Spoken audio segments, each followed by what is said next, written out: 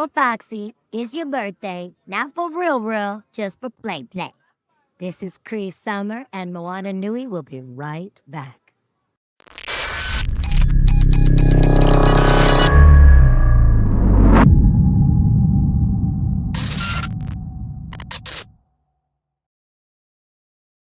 We'll have you introduce. Can you introduce yourself to the audience?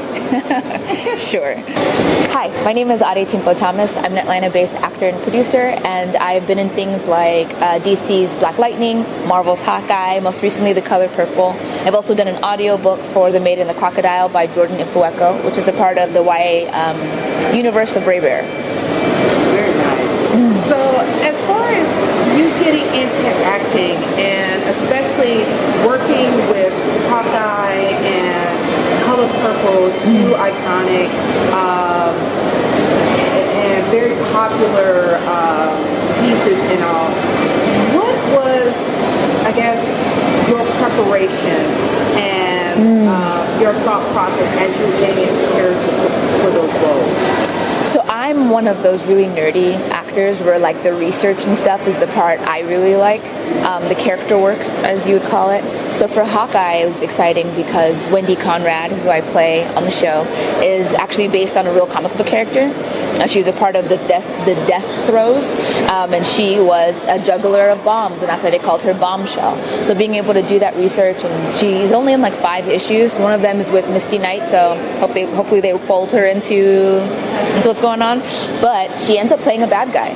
But with the show itself, we kind of come in immediately as good guys. So I thought that was cool to see, and then also just the normal things that I do with, you know, where is she from? Why did she end up here? Who are her people? I also like to make playlists for my characters, which I think is always fun. So then it's something. What's up? Oh no, you're fine. Go ahead. I like to make a playlist for my characters, so it's something to easily listen to while I'm getting ready, and kind of get me in the right mindset on the way to set, while I'm in my trailer, and then just kind of in general. And then for The Color Purple, of course, we have the IP from the 80s, and then we have the book itself, and then there's the musical itself. So I went through all of those and did my best to glean what I could, but I think the biggest thing with that project was figuring out how best to set myself in the time period, because it spans such a long amount of time, but also my character shows up, I think, in the 40s. So like the playlist that I would normally make, all the music is up to the date of the year that we filmed. That was, I think it was like 1942 or something.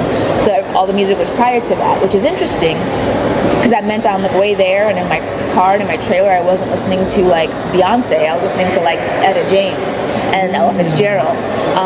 And the tone of that music, the message in that music is very different than what we're listening to now.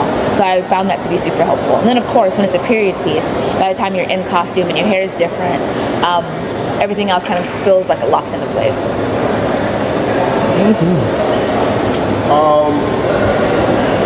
So tell us, how was it breaking into acting for the first time? What was that experience like for you? When you say breaking into acting, you mean? As far as like getting your first roles, rather into like on stage and theater productions or commercial work. Okay. Like the very beginning, you just wanted to be an actress. Gotcha. So at the point where I wanted to be an actor, and that's what I was pursuing, if we're talking about high school, I just auditioned for the school play, and my very first like official I'm doing theater thing was the musical Footloose. And I still remember some of the choreography, and I had a really lovely experience, and I felt very alive in it. Did plays in college, did more plays in high school than in college. It was the same thing, but now you have to kind of audition to be in the program, and audition to be in the shows, and they can say no, versus, in high school, you're kind of paying to be in it. You just kind of pay for your costume, and they're like, sure, stand over there. But in college, there was much more competition, and I think as you're auditioning for shows and getting better as an actor while you're actively doing these plays, I think that transition was really interesting. But ultimately, after I came back from grad school, stepping into the industry and officially being kind of a professional actor and having agents and reps and things like that, that required a lot of research as well. I think people underestimate the show business side of this. So often you think I'm kind of dramatic, I can be an actor, and like, sure, in theory, I guess, but just like any other job, it requires skill for it to be sustainable. So breaking into the industry turned into me doing research on agencies I could work with, people who are already in the market and what their experience has been, knowing what kind of headshots I need to get, knowing what platforms I need to be on so I can find the auditions to get the footage so I can get the agent to begin with, and that whole process. So what was it like breaking in? Tedious, and I think arguably I could say I'm still trying to break in.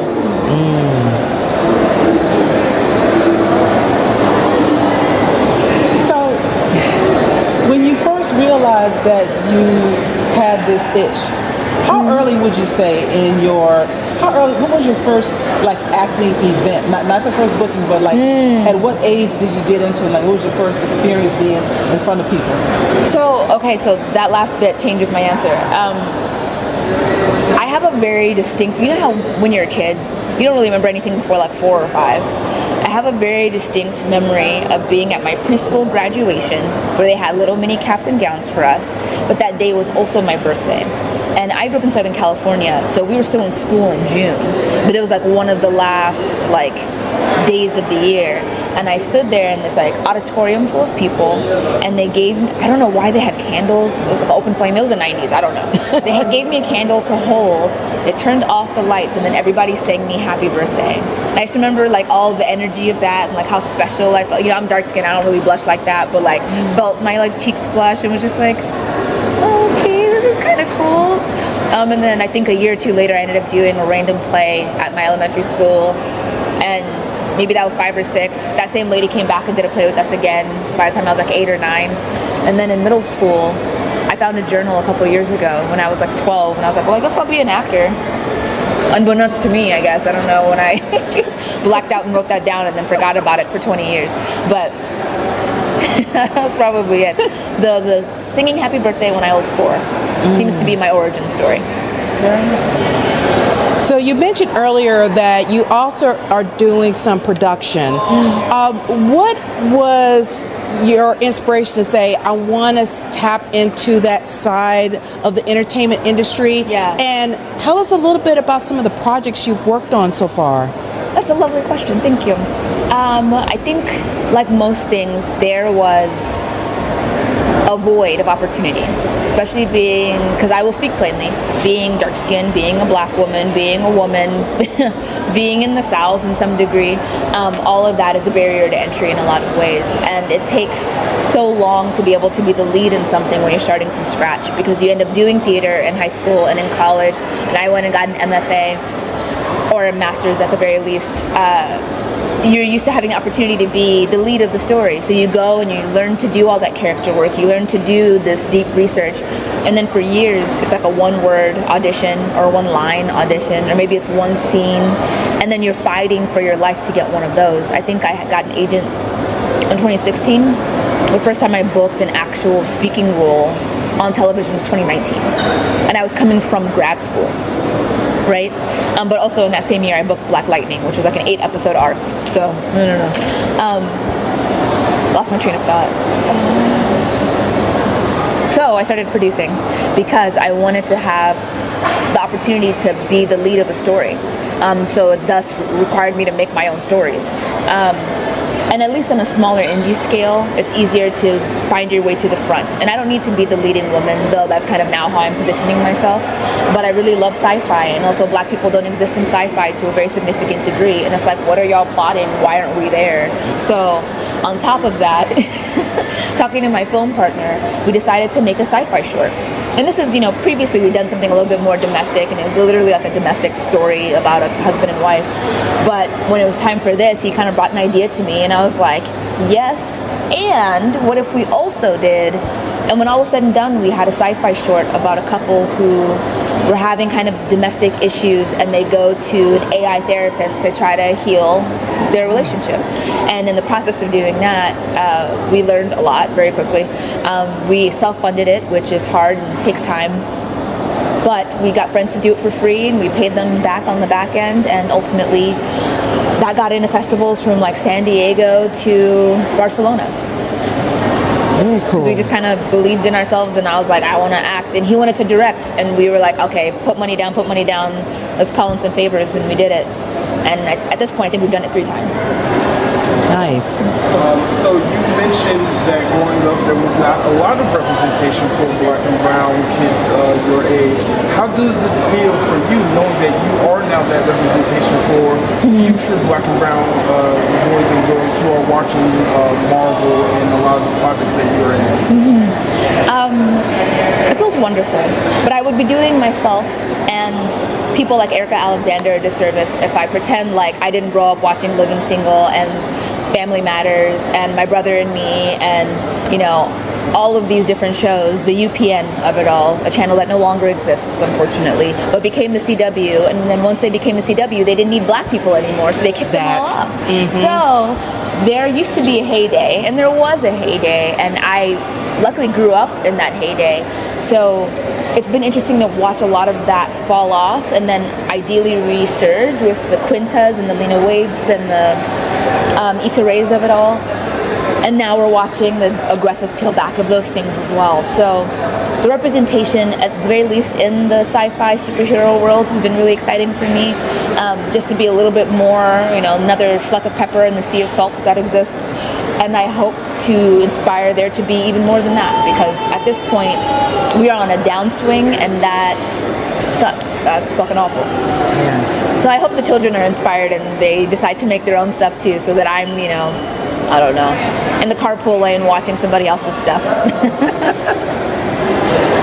Okay, so in an ideal world, who would be your number one male and or female actress that you would like to collaborate or do a scene with?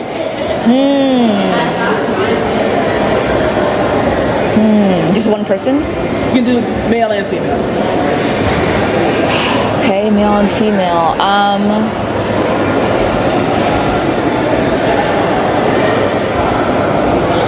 Oh, that's hard. I have like a list of 10 people. So I am speaking it into the universe that I will play the daughter of Don Cheadle in a project, because it's there. You see it? Oh, it's there. Yes. You see it? It's there. So call me. So Don Cheadle for sure, because I also just respect his work so much. He brings so much depth and gravitas, and so interesting to watch. I always enjoy his choices. And for a woman identifying presenting person.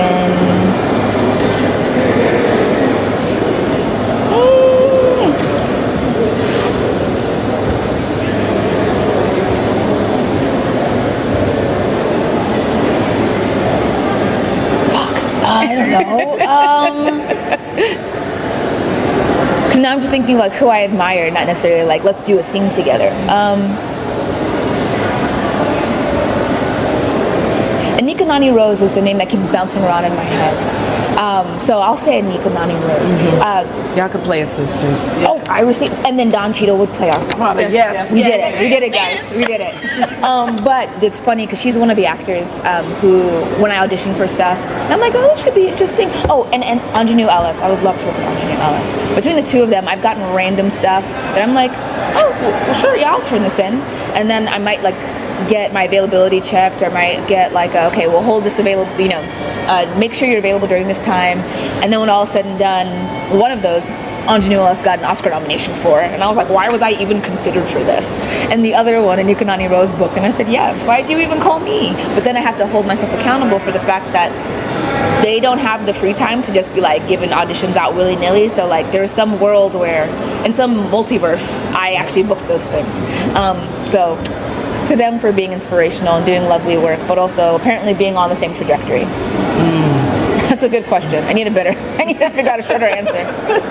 Feel free to edit around that. The dead space of me goes, No. No, that's perfect.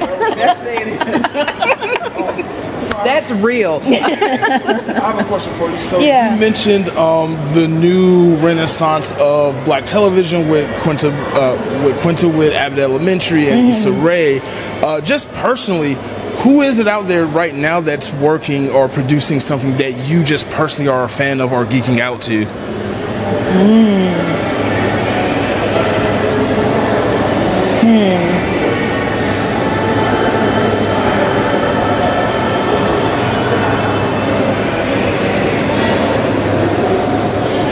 there's so many people's names who I'm not thinking of. Who am I geeking out to currently? I just sat in a room full of black people. Well, and my husband, he's white, so he's honorary. But we're all sitting there watching Severance, like, but they never give us a chance to do those slow burn stories. But I really am enjoying Severance. I really loved the writing in The Good Place. I thought that was brilliant, and it has really changed where the bar is for me and how people write stories, because I'm like, we're on episode 8 and you could have done this in 2.5 episodes. Mike sure told me that. So there's that. I love the world that Quinta has created, because there's a softness that black women get to have. There's a nerdiness, or just she shows that we contain multitudes. So being able to even pop up for a day on Abbott Elementary would be amazing. And I hope they're giving her more stuff to make as well. There's one other person I can't think of who's doing...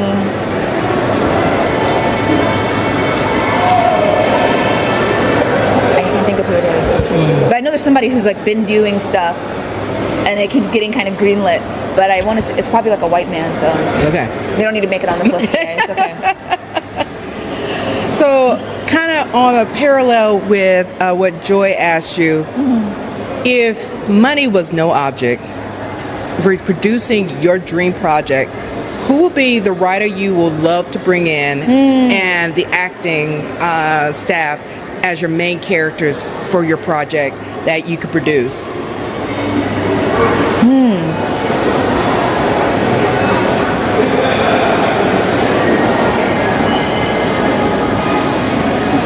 Like Georgia was like, I'm going to give you this $256 million lottery winnings, and you can just go ham. Go and make anything. Well, one of my dear friends is a novelist. She actually wrote The Maid and the Crocodile in the Raybearer series. And I was just trying to convince her to start working with Gina Atwater, who's also a black woman who has worked with like J.J. Abrams and worked on things like the HBO show about the robots on the ranch. Westworld, yes, thank you. And she's worked on things like that. So I love her brain. I love that she's already like in that space and has a tenure for it. I love Jordan's brain as well. As far as like people acting with me, now that list is okay. So now I can start naming names. I would love to work with Tom Hiddleston. He's a lovely human being and incredibly talented and like generous as an actor. J.K. Simmons I'm a huge fan.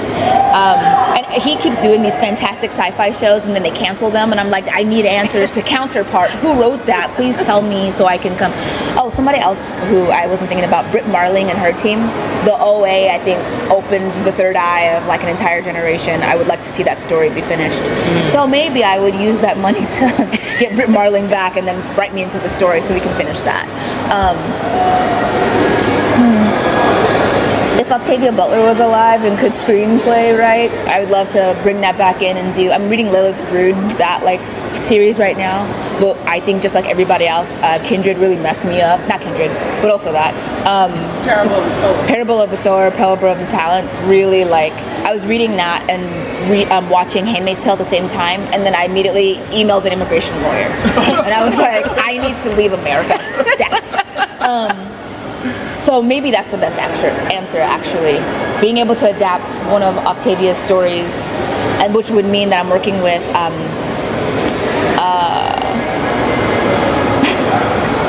sorry, my brain went. Annalise Keating, Viola Davis, and her husband's company, because they have a lot of the IP on their roster right now. And then anybody who would support that. Yes. People who, I mean, I really love Florence Pugh's work, for example.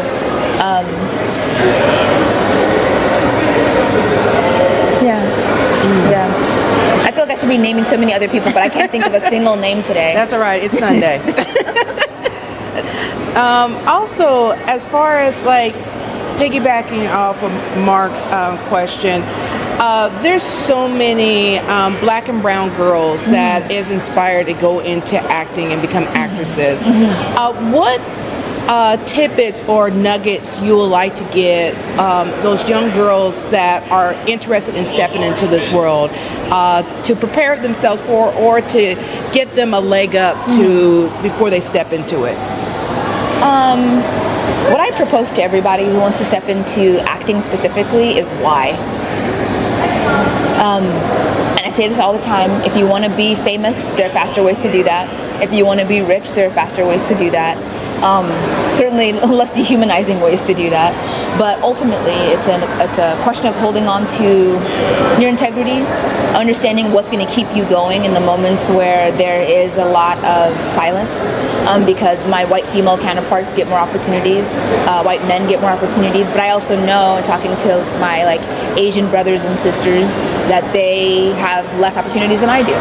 So being mindful of the marathon that this is going to be, and then having a sense of what it is you want, because it's easier to know that you've achieved your goals when you know what they are. And be careful not to get scammed. Yes. And also, you're beautiful. In whatever shape and form that you come in, hold that in your heart. And people have no leverage over you to make you do weird things, to try to sell you a dream that they can't really give you anyway. And that's honestly probably any industry. Yes. I have a question for you.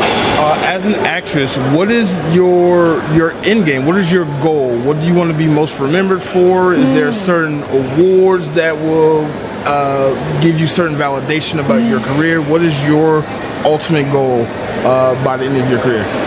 As an actress, not as a person. Yes. Okay. I would love to, I'm really upset I never got to audition for Children of Blood and Bone. I'm Nigerian American, and they're filming it right now in South Africa, and 2 auditions were released, period. So says my agents. And I just really wish I'd had the opportunity to do something like that, because I was just about to say, being in a franchise like that and then being able to walk away. But I'm also trying to get Jordan Ifueko to get her stuff made, because she's working on a series right now that I'm that could easily be a TV show or a bunch of movies as well. So working on a big franchise, LOL, I'm not Nardi too. Working on a big franchise that centers blackness, and ideally even then, the black feminine kind of energy would be really cool.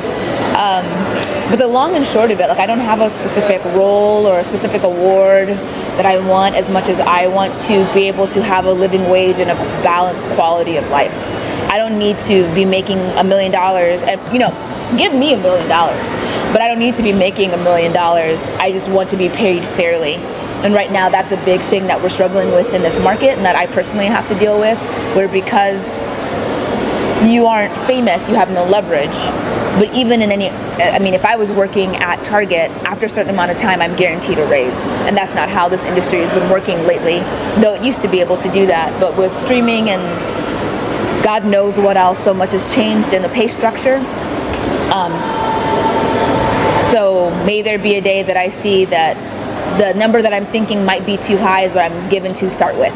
And then I can negotiate up from there. And then be doing work that I think is interesting with people that I think are interesting. To be succinct, I want to work with good people who are making good content, and I get to make good money.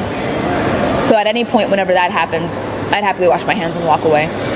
But ultimately, this is not about being seen. I just like acting. I just came off of doing a play, and if I stopped my career there, I would feel incredibly accomplished. So piggybacking off what I just said, there is no HR in Hollywood per se. How would you go about, say, any struggles or challenges you may face within working with a certain production or working with a certain actor or actress? Well, thankfully, thankfully there are unions, and I am very pro-union. If you are in an industry that has a union that protects it, join that union if that is within your means to do so. So SAG actually is essentially our HR department, and productions love to not pay us or pay us real late, or technically, like now you're asking me to do stunts, but that's not part of my job, or you're trying to change the rate or not pay me on days I'm supposed to, like all of that. That's who we end up calling. But I think there's so much you don't know, and because all of this is about time and money, and people never have enough of either, community is ideal, because there are people who are a couple steps ahead of me in this industry where I'll get offer for a role, or I'll have questions about how the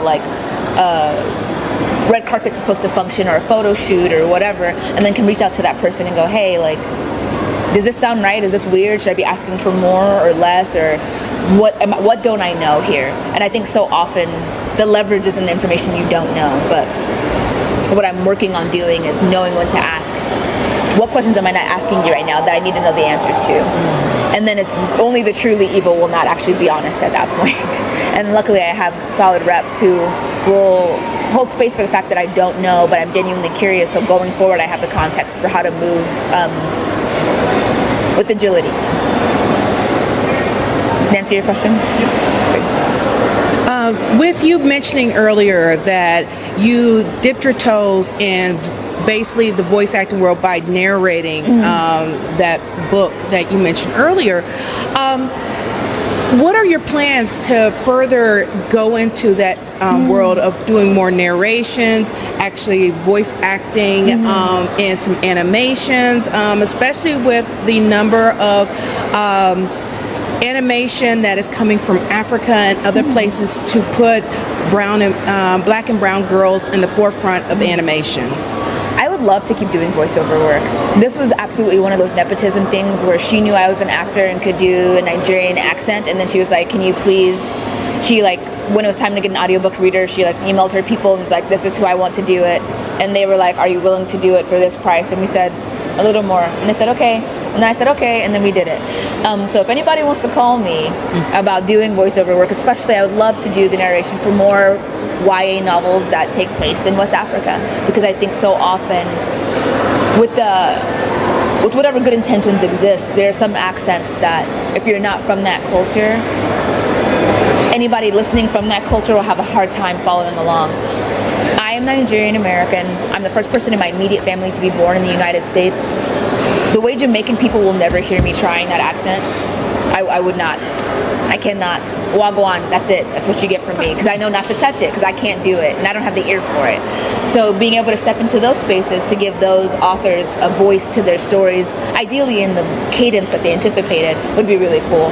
But ultimately, watching things like Big Mouth, and then them going, oh, we should probably cast a black actress to play this black character. When there's a black character, would happily step in. If the character is an animal, sure, why not? I think it becomes it's one of those industries right now where being a drop of famous gets you thrown into the front of the line, when there are people who are so much more talented at the very back of that line. So certainly with the tenure and training and experience, I would like the opportunity to do more. But I know it's a matter of time and exposure. Okay. To answer your question? Yes. And kind of also piggyback off that, with production, would you be interested in diving into producing a black-centered animation that we're starting to come to the forefront to bring more of that to the North America and global market? I would totally be interested in doing that, but I would have to be doing that from a money perspective. I'd be a money producer. And money flows to me like water, and it comes from pleasant places. So as the money rains, the more I can pour into other people, I'd be happy to do so. So don't DM me right now, but soon. I'm gonna claim it for all of us. Yes. Soon.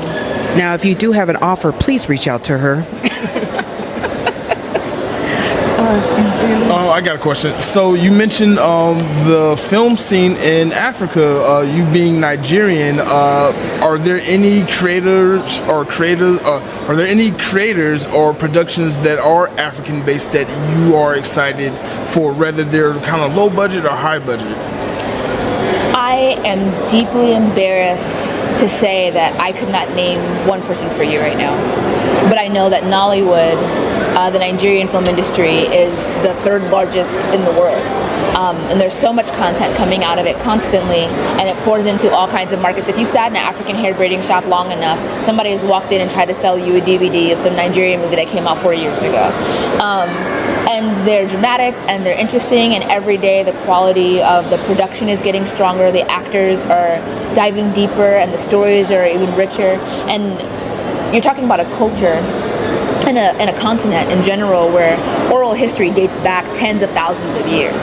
So storytellers, like, that is in our DNA, that is in our blood, that's the epigenetic joy that we have. So there are people out there doing it, and they're doing more than I'm doing, and they're more capable and more talented, and they don't have the platform that I get to have, and I don't know their names, and that's a shame.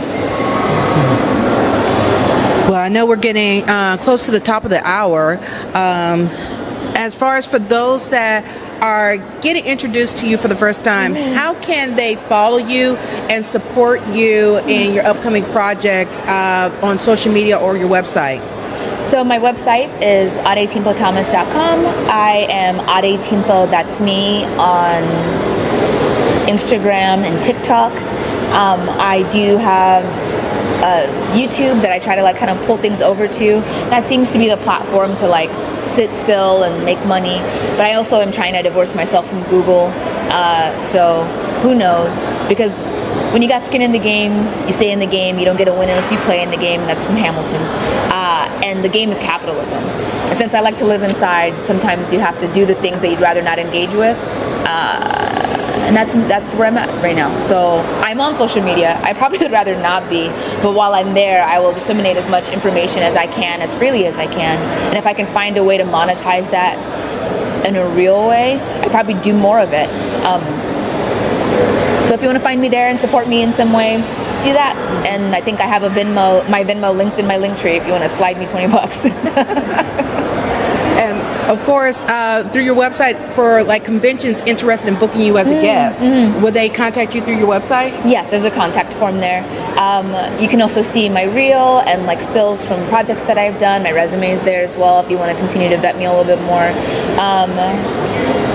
But reaching out that way, and honestly, not being creepy and DMing me on social media also would work. I read those.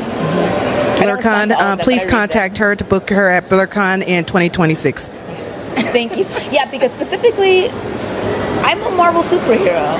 And I just want to point out that this, I think, is the first Expo that has actually contacted me to participate. So I remember when the women from The Craft, the 1990s movie about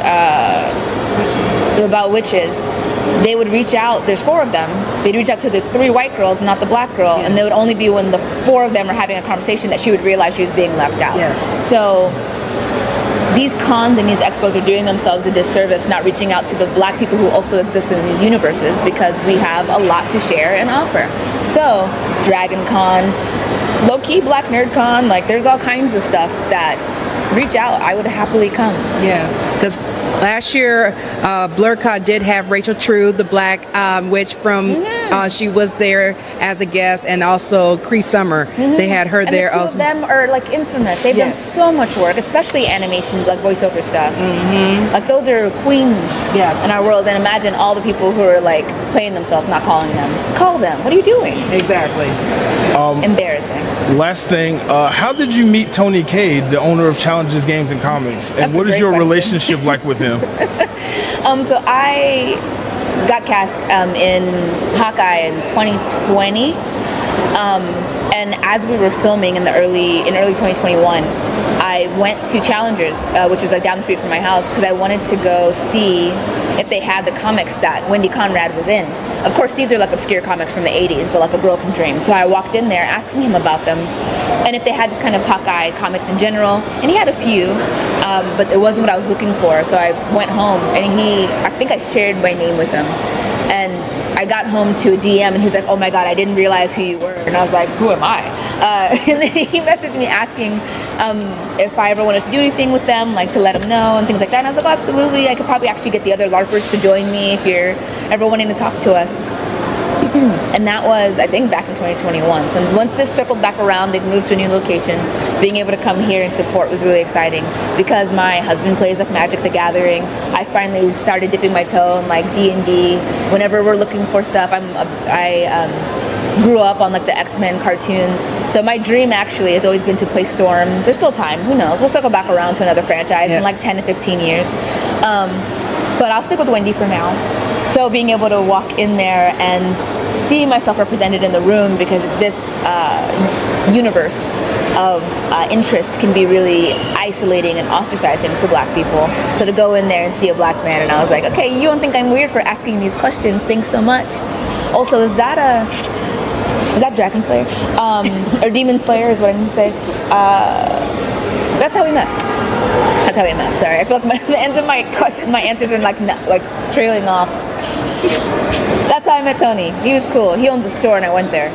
Yes. Awesome. I think you had a question a while ago. I don't know if you still want to ask it. I just gotta ask because you brought it up. Oh no, go ahead. I'm sorry.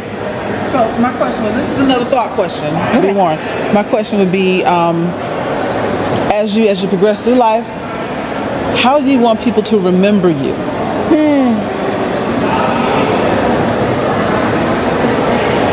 This might not be the answer that you want, but I think about legacy a lot. I think about the idea of legacy and what it means and its significance.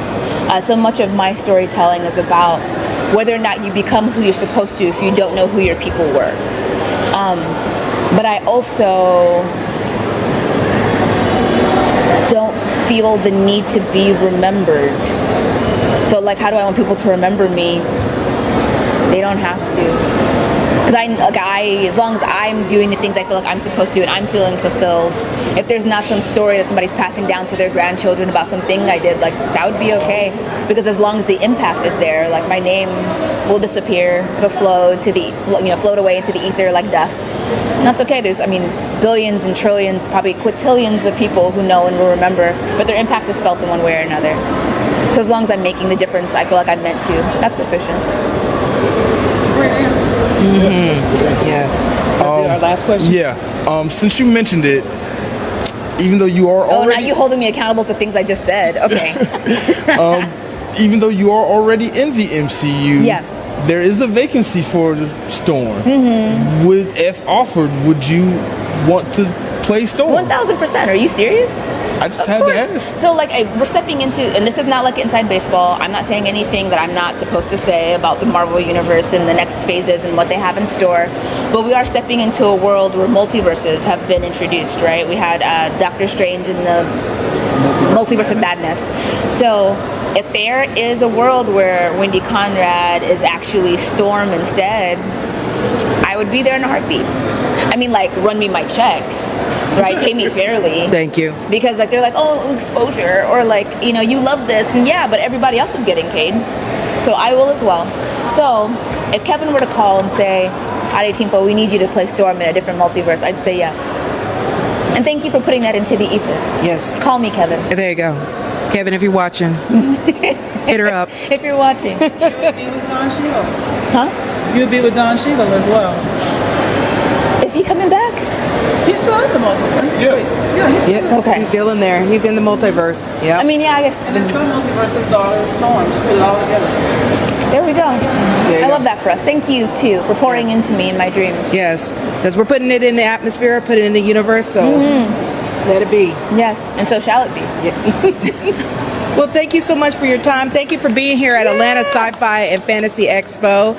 We're so pleased to have you grace your presence here for the inaugural return of the Atlanta Sci-Fi and Fantasy Expo of this year. So thank you so much. And we hopefully, Blerdkast, once again, I'm going to put this out here, Hilton George. Please reach out to her to book her for 2026. DreamCon in Texas also. Please reach out to her also. Dragon Con, MomoCon, Comic-Con. Yes. Con, you call your girl, you know what I mean? Exactly. And also thank you guys. it's one thing for me to have the dream to do this and show up and like talk to people, but the work you're doing past this moment is so much more tedious than what I've just done in this hour. So thank y'all for making this information accessible to people who are looking for themselves on the internet and will find themselves because you've taken the time to do this. It means a lot. Thank you. And may your names be remembered. All right, thank you so much again. Yeah.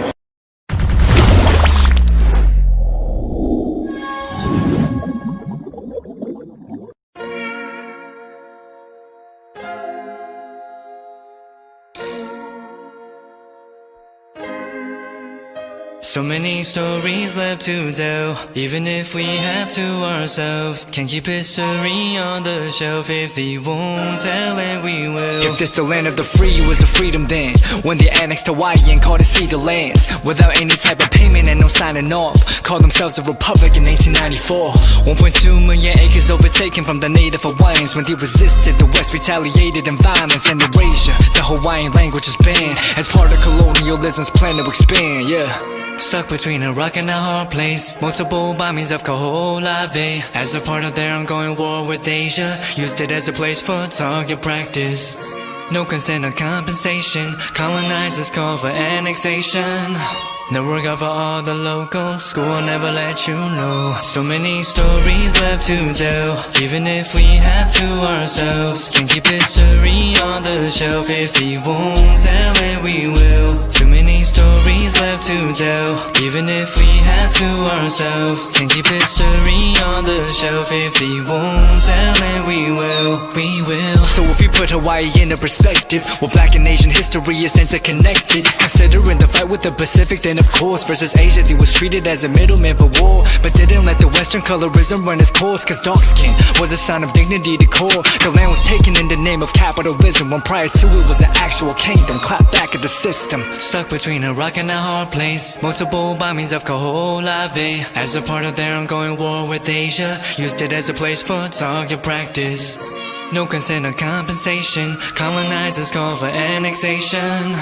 No work out for all the locals. School will never let you know. So many stories left to tell, even if we have to ourselves. Can't keep history on the shelf. If we won't tell it, we will. Too many stories left to tell, even if we have to ourselves. Can't keep history on the shelf. If we won't tell it, we will. So many stories left to tell, even if we have to ourselves. Can't keep history on the shelf. If we won't tell it, we will. Too many stories left to tell, even if we have to ourselves. Can't keep history on the shelf. If we won't tell it, we will. We will.